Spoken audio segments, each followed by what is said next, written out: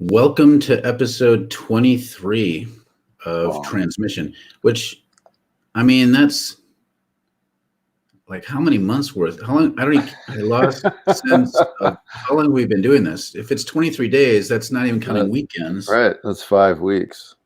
Yeah. That's like, that's a long time. And we didn't It's a start long right time. away. Right. Yep. What year is it? I don't even know. Is it? What month is it?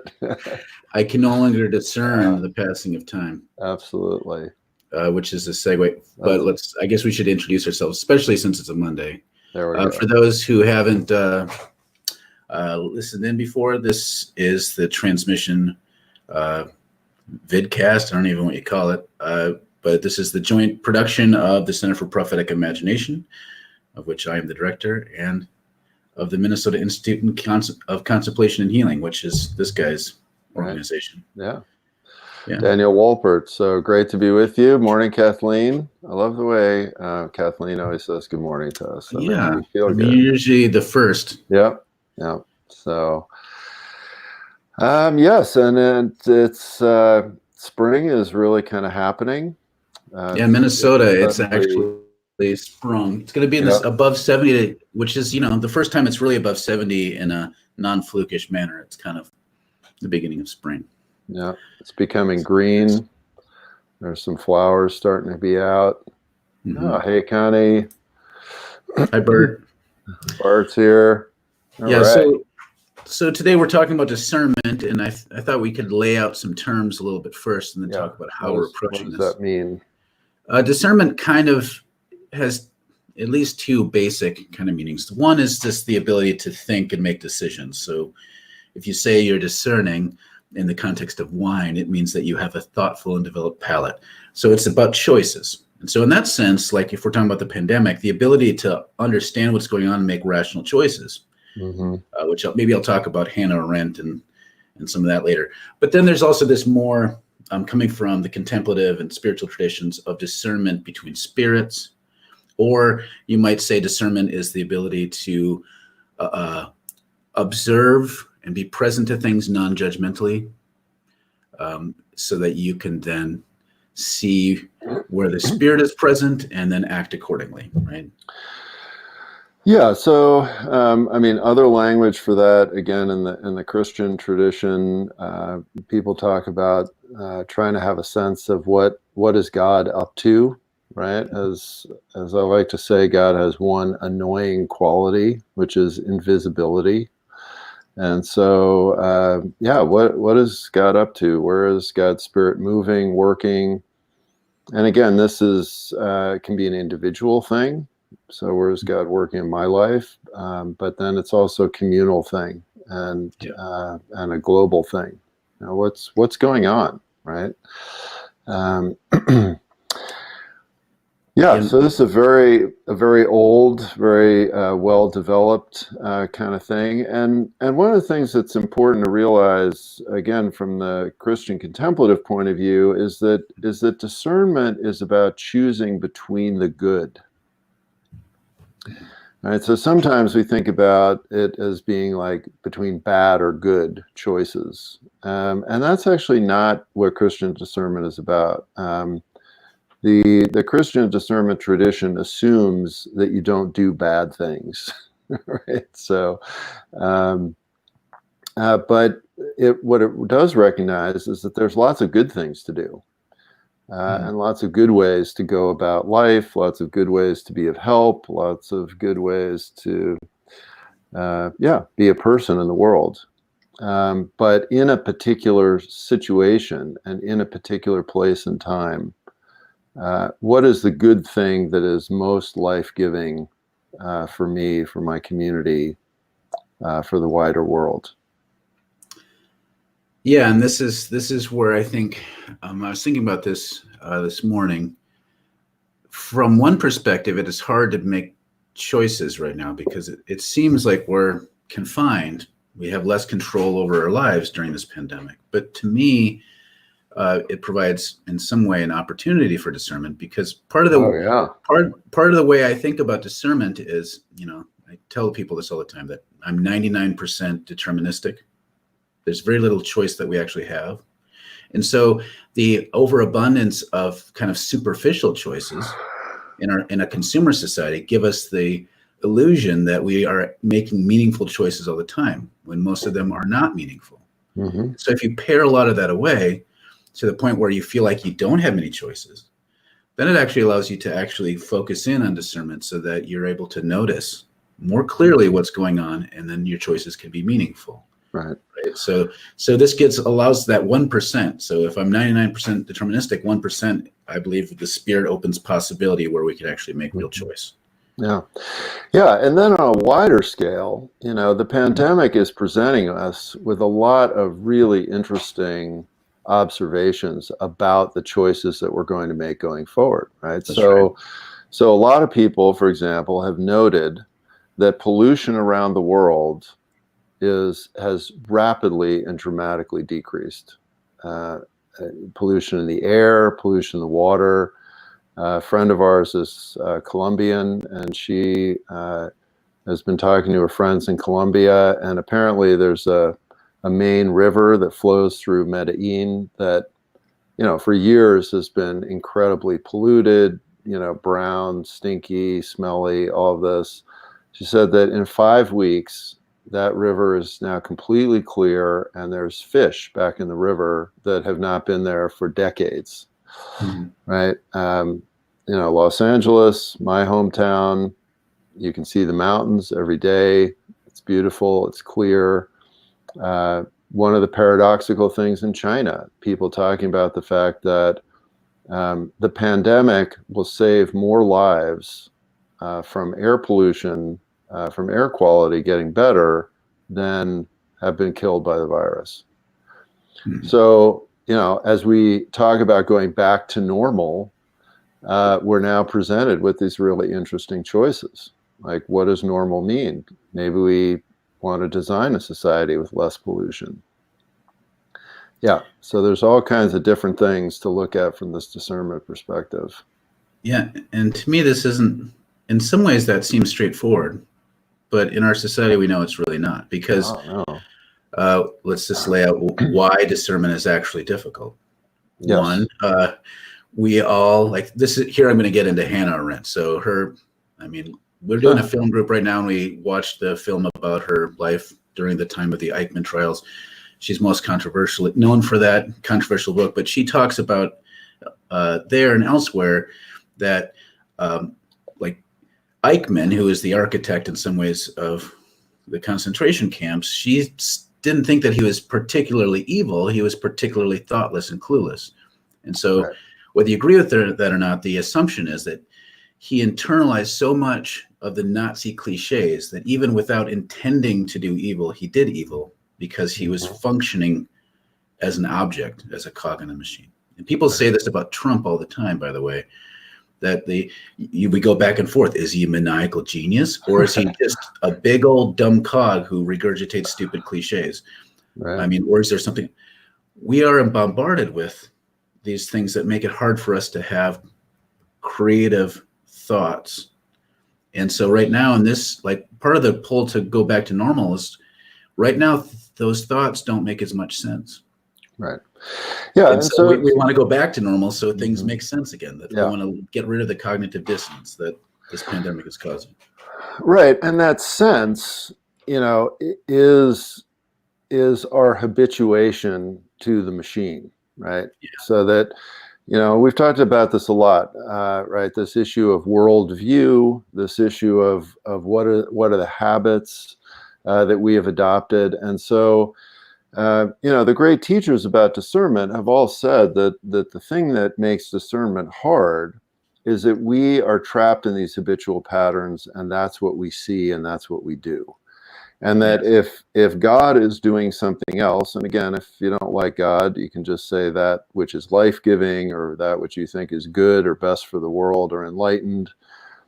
If that's going in a different direction of our habits, then we literally don't see it, right? We just miss it altogether.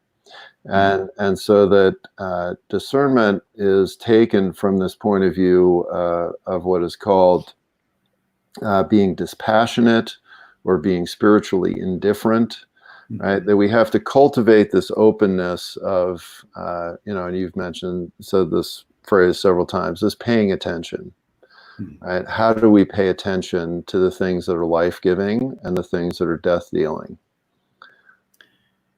And so this is the thing, because I don't think I've ever met someone who doesn't think they're discerning. Like everyone thinks they're wise. Yeah. Right, exactly. Before we started, we were talking about, you posted something on Facebook the other day about how articles from mainstream media sensationalize things and then do crap science, right? I don't think the internet has made us more discerning or wise. In some ways, it's made us stupider. The access, being bombarded with information that gives us the sense that we're being informed without the ability to sift in our minds, actually reinforces stupidity, because it like accelerates the rate in which we internalize cliches.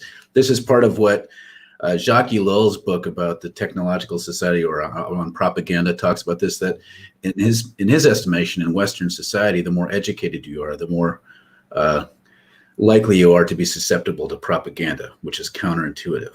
Right. So, but like most people who think they're really well informed think that they know how to make decisions better than those dumb people. Right. So when you call someone a discernment, like everyone just thinks, well, everyone else should be more like me. Yeah. And in fact, my experience, because I do a lot of work in this area and a lot of work with individuals, a lot of work with groups, particularly like church groups, communities. Actually, the more work that I do in this area, the more I'm convinced how incredibly radical discernment is. Mm-hmm. I think it's right. It is one of those things that almost sounds cliche and dumb. Like, well, of course I'm doing that. Of course everybody's doing that. And then as you start to get into it, it becomes very clear that it's actually a completely different way of looking at our lives and the decisions that we make.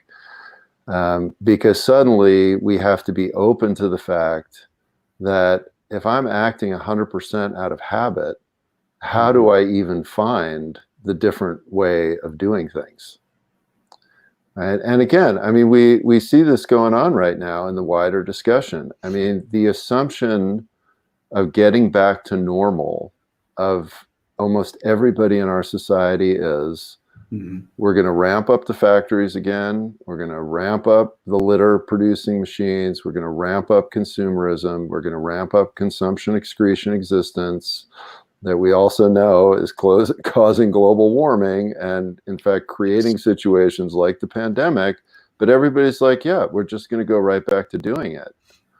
And I'm like, really? Is that really the best idea? But it's hard to see another way.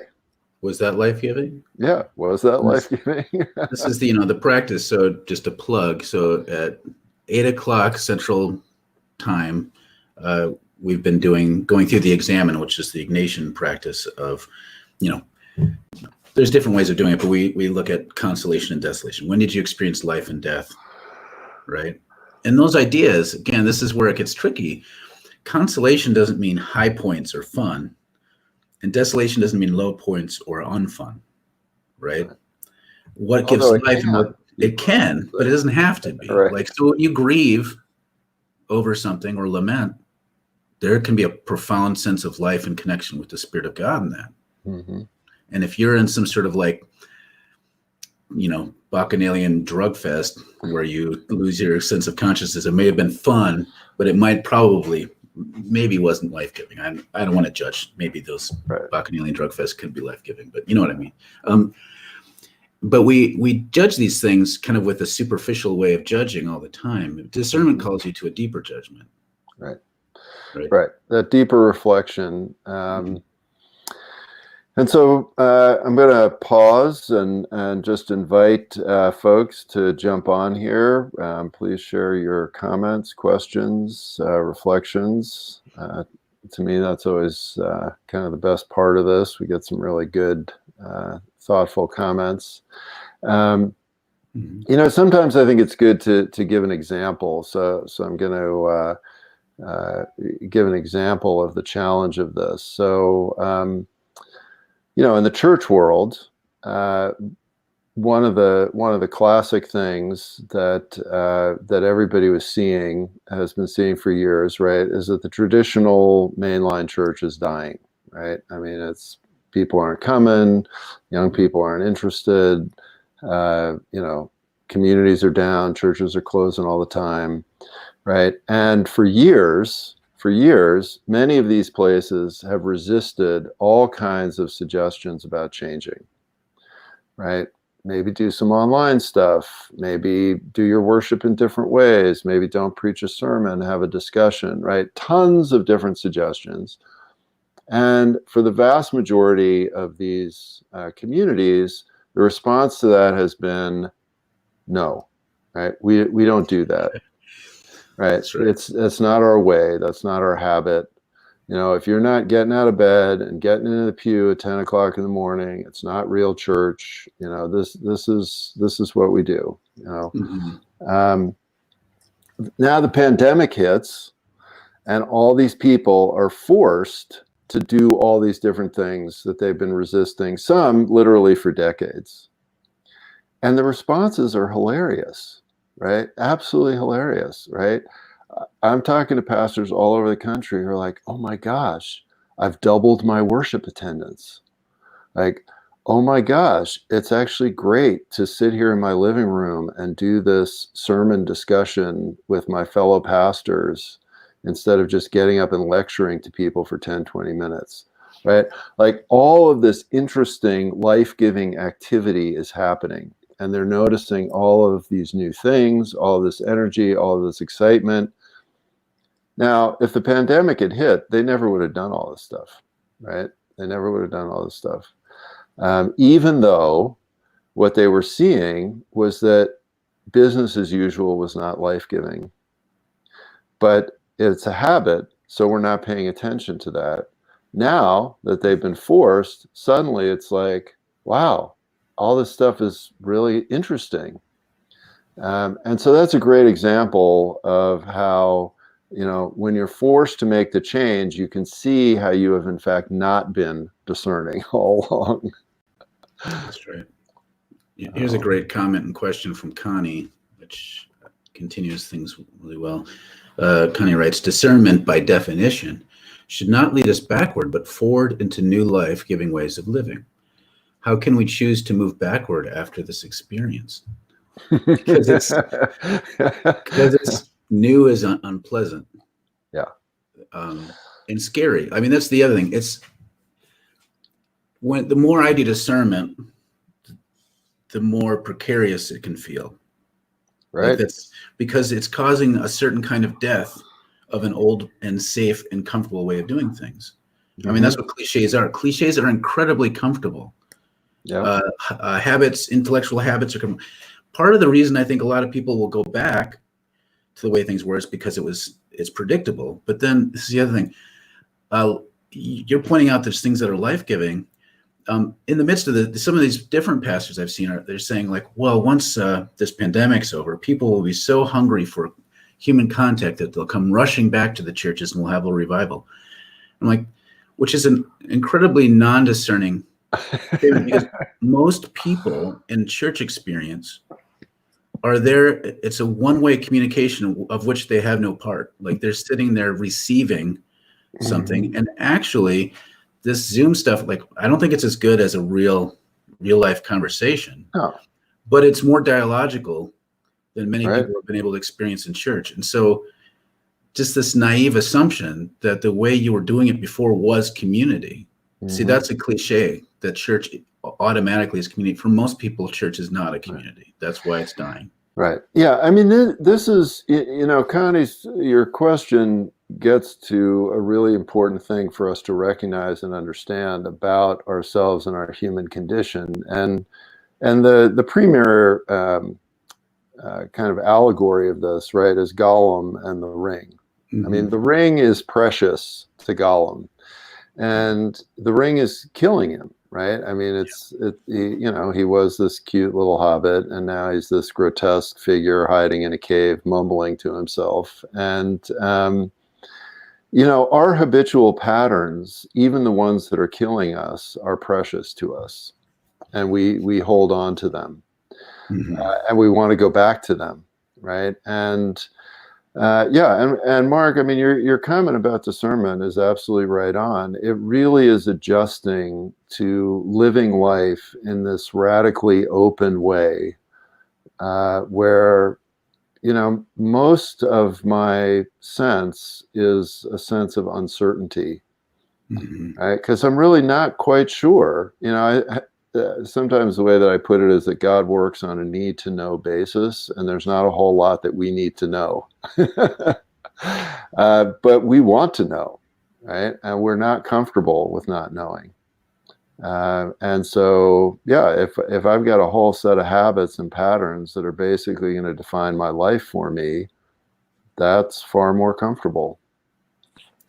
It, I mean, it really is difficult. Like, so I have a generalized anxiety disorder that I've been diagnosed with, right? So the idea of precarity and uncertainty is anxiety. It's not fun for me, Right. right? But Well, to me, I don't know of any other way to try to lean into things. So, like, I remember when my faith journey, when I shifted from fundamentalism, is I remember there was this thing that evangelicals do, where they're always trying to sort out which things in the Bible are culturally conditioned and which things are universals, hmm right? And so you're trying to figure it out so that you can right. know what you can get away with and not. And then I realized one moment, it just dawned on me that everything is culturally bound. Right. There is no discernible, entire, objective universal that you can find in scripture as some sort of concrete, abstract thing. And so I realized all there is in spirituality is a giant slippery slope. That the thing that keeps you safe isn't a certain like ground certainty like a hard stone wall, because it's a dynamic living thing. And so you just have to learn how to live on a slippery slope. To me, that was the metaphor that came to me, and I try to live that way. But that's not as safe. hmm Yeah. It doesn't feel as safe as living in a stone bound Yeah. walls.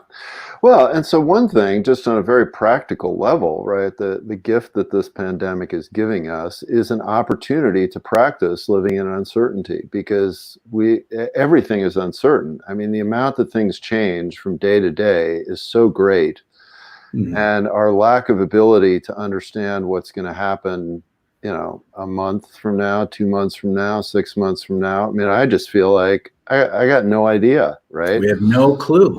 And so that, and we can feel how uncomfortable and even terrifying that is, and so it's that's a great opportunity to practice sitting in that, right? How do we sit in that uncertainty while at the same time paying attention to the things that we can engage in that are right in front of us? I think we've got some Couple comments comments up here. here David Lant writes, "Our habits are that are death dealing are precious to us. Yes, yes, and and ouch." ouch. And then I think that emoji is like the cringe face emoji. I Right, don't know what to name it. yes. Yes. Kathleen writes, "One of the things I am discerning is that most of my interactions with people pre-COVID were quite empty." Ah, yes, yes. Yes. Yeah, Kathleen, I have talked about that from day one. I mean, so I'm sort of slightly, I don't know if it's slightly autistic or just, the way that I've put it my whole life is that I'm kind of socially retarded. And so I know that's a bad word to use, but that just shows That's how how old I am. that's how it felt to Yeah. you. Yeah. Yeah. So awkward is probably the better term. But I will contest to the fact that you're awkward. yeah. Just Thanks. kidding. No, just kidding. See, that just reinforces my sense of awkwardness. No, I mean, But so we've talked, yeah. so yeah, so what this means is that small talk is incredibly difficult and painful for me. Mhm. I mean, I just hate it. Yeah. And I hate it because I'm not good at it. And what has been remarkable to me about this experience, I have not had a superficial conversation with anybody now in like 2 months. And I've really noticed that. And it's great. And of course, part of that is I've had way fewer conversations with the social isolating. But yes, I mean, one of the things about this pandemic is that when we talk to people, we are talking about significant things. And to me, that does feel very, very life-giving and positive. Yep. Hey, Here's a comment. Liz. Elizabeth Valdez. Our younger generation is bombarded and engulfed by social media that is basically regurgitation that I believe has been paid for by marketing strategists to skew everyone's viewpoints. How do we encourage discernment when our worldview is intentionally skewed? Oh, that's such a big and great question. Yeah. Yeah. Well, right. So Liz, and Liz is up in Northwest Minnesota. So another rural Minnesotan. Yeah. And you're right, Liz. I mean, what passes on social media for objective understanding or whatever is basically an algorithm generated flow that is geared towards reinforcing your habitual patterns. And so, yeah, you're absolutely right about that. What I would say, though, is that that's not really any different from how it's always been. So that's the thing about human beings and human society. And, we've talked about this in terms of what forms us. I mean, sure, in a middle-aged village, there was no social media, but what was forming you were your parents and the village and the tribe and the local priest. And, there was still a whole set of predetermined things that were forming you. And so that's always been the issue for human beings, is that we're formed into these habits. Now it just happens to be, largely via social media. And so discernment becomes the practice of looking carefully at our reality, however we've been formed, and beginning to ask these basic questions about what is life-giving and what is death-dealing. Yeah, and to me, there's, it gets so fascinating. Like for me, I nerd out on this stuff, but like you start thinking about like, okay, here I am as a person. I'm shaped in our society to think that I'm autonomous, which is not a thing. Right. That I have meaningful choices, which are actually rare. But and there's these structures that bound us that are kind of like hidden by operative myths in our society, right? So all these stories we tell. So like if you think about it, like if you tell somebody in our society that they did something that was harmful, the first thing they go to is to say they appeal to intentions. You notice that? So they appeal to intentions, which as though they know their intentions. That's the first thing. Like discernment as a practice helps reveal that there's no such thing as an intention that you can actually name as like the determinative thing that caused your action, right? Because again, there's all these structures that limit your choices. Intentions are actually complex, murky things. We don't know ourselves as well as we think we do. Right. And so that gets exposed with discernment. Yeah. And, and all the time you ask people why they do things, and they'll tell you, if they are honest and think about it for a second, they'll say, I don't know. I don't know why I did that. I have some guesses maybe, but so it may or may not be right. Yeah. And and sometimes people don't even have guesses, right? I mean, when I work with people individually all the time, this is what any sort of reflexive awareness practice begins to make clear to us, is that, we do not know why we're doing what we're doing, or even what we're doing most of the time, which, initially is kind of painful to recognize. But then, contemplative practice is about slowly moving our way out of that. What does Kathleen say? Kathleen writes, our society confuses entertainment with life-giving. Yeah. Oh, absolutely. Yeah, it's all about having fun, right? Well, and even this isn't that what girls want to do? That's funny about that song, just to nerd out. That song was written by like not even a one-hit hack guy. It's a song about hooking up with the ladies. And so the brilliance of Cyndi Lauper is she twisted it into a kind of a feminist, enjoy herself kind of song. So if you ever want to Google it, look for the original version, and you'll realize how crap that song was. And then even though Cyndi Lauper didn't write it, she made it her own. Yay, Cyndi Lauper. All right. Okay, Liz. Right, but most of the time, being formed by our parents and community, they had our best interests at heart. It seems the media has a larger goal. It encourages consumerism, shallow relationships, etc., to promote capitalism. Yeah. I mean, that's true. It does do that. Yeah, I mean, the thing is, so I would question the first part of that. I mean, the second part of that is absolutely true. Again, I mean, our parents were themselves formed, and those communities were formed. They were equally unaware of what they were doing. And we certainly know many, many examples of parents that their behavior doesn't really indicate that they had their kids' best interests at heart, or even, do we even know what that means, right? Best interests. And, and again, I remember my parents saying, "I'm doing this for your own good." Yeah. And it didn't feel so good. But, well, anyway, we've blown through another 30 minutes. Wow, that went fast. Yeah, this time goes really quick, which is actually great, because if we stop talking about me, Liz, I'm not talking about you. Are you feeling paranoid right now? I mean, there's a lot of that going around too during this pandemic. Yeah, a lot of paranoia. That's another great song, right? Paranoia will destroy you. So anyway, Mark, why don't you remind everybody what's happening tomorrow? We've got another great guest coming In some ways, I think tomorrow's conversation will be a continuation of this, because my friend Gareth Higgins will be joining us.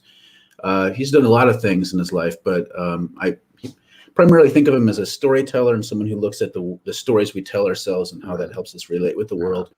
And that's part of what we're talking about here. Is discerning what stories we're internalizing and we tell ourselves, And so this will be a way for us to deepen the conversation and start. And he's also done some film criticism, so I think he'll not just talk about this abstractly, but start connecting it with maybe films and stories we enjoy and how those connect to the larger myths in our society, maybe. So we'll see where it goes. It'll be a lot of fun. And so, because he's Irish, can we drink during the time? One time I made kind of like Irish drinking jokes to him he didn't like it in a group. No, here's the thing is he totally he owned me. Like, he just basically, because he's gifted with words, he was able to turn everything back and made me look like an idiot. So be careful, man.